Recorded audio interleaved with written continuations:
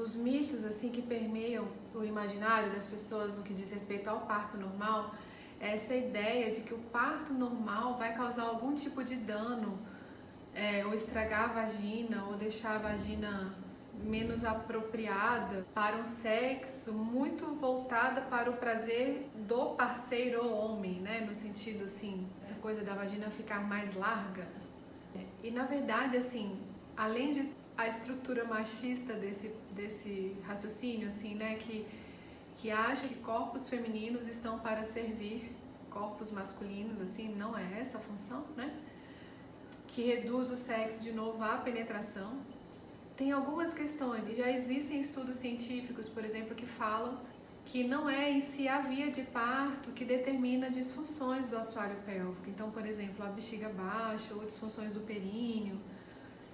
Mas assim como ao longo do tempo a nossa pele fica mais flácida, perde colágeno, a musculatura se enfraquece, isso acontece no períneo. A diferença é que se a gente vai para academia, a gente faz exercício para o braço, para o bumbum, para o abdômen, para a perna, mas o períneo frequentemente é uma região do corpo que é negligenciada. Então você passa por uma gravidez em que você aumenta a pressão sobre essa musculatura, que muitas vezes você nem tinha muita consciência que ela existia, e ganha peso, e envelhece, é o processo. E às vezes isso provoca disfunções.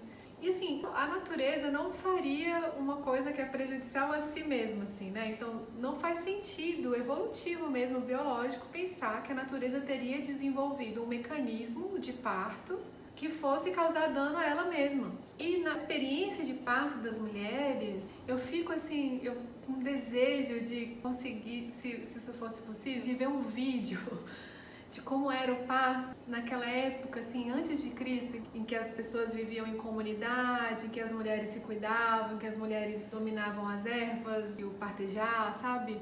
Que eu imagino que talvez não fosse assim, com tanto registro doloroso. Muitas pessoas de etnias indígenas, assim, as pessoas com quem eu já conversei que tiveram a oportunidade de conhecer essas culturas, relatam isso com muita clareza, que é impressionante como que elas atravessam essa experiência, assim, né? É muito distinta, porque nós somos seres atravessados pela cultura. E aí, quando a gente começa a compreender, a resgatar o parto como um evento da sexualidade, é como se o ponto final de toda relação sexual fosse o parto. Se a gente não tivesse métodos de evitar e a fisiologia também não tivesse os seus recursos, né, de espaçar um pouco mais as gestações, inclusive o mesmo hormônio que produz as contrações uterinas e que faz o colo do útero dilatar e o bebê descer, que é a ocitocina, é o mesmo hormônio que a gente libera quando tem um orgasmo. É o mesmo hormônio que a gente libera quando abraça alguém apertado e gostoso, quando se emociona e fica arrepiada. É o hormônio do vínculo, sabe? Daquele amor, assim, que uma mulher no pós-parto, quando está vendo sua cria ali pela primeira vez, aquele olho no olho tem o maior pico de ocitocina da sua vida e faz aquele imprinting que a gente chama. Então, o parto em si é um evento da sexualidade. Se a gente for ver as cenas, né, uma cena de parto é uma penumbra, não tem holofote. Em geral, idealmente, tem pessoas da sua confiança, com quem você se sente à vontade. A mulher está despida, não só da roupa, mas também de travas, desses filtros muito racionais e conscientes. E tem vocalizações e gemidos e secreções ali que saem pela vagina. Então guarda uma semelhança muito incrível. E, voltando aqui para a vulva, o clitóris é estimulado, assim, né?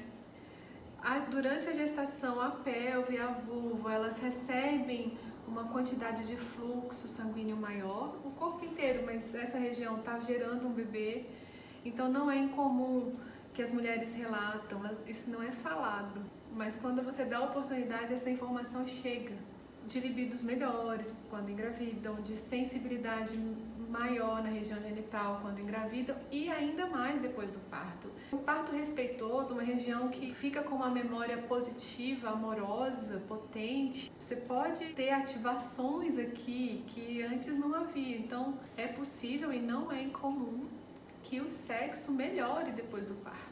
Diferente de uma situação de parto, de uma gestação com intercorrências, com questões emocionais, de um parto que pode não ter sido bem conduzido, que a mulher não tenha tido uma experiência boa, né? Assim, ou muitas vezes as mulheres têm os perínneos cortados, coisa que não é mais para acontecer.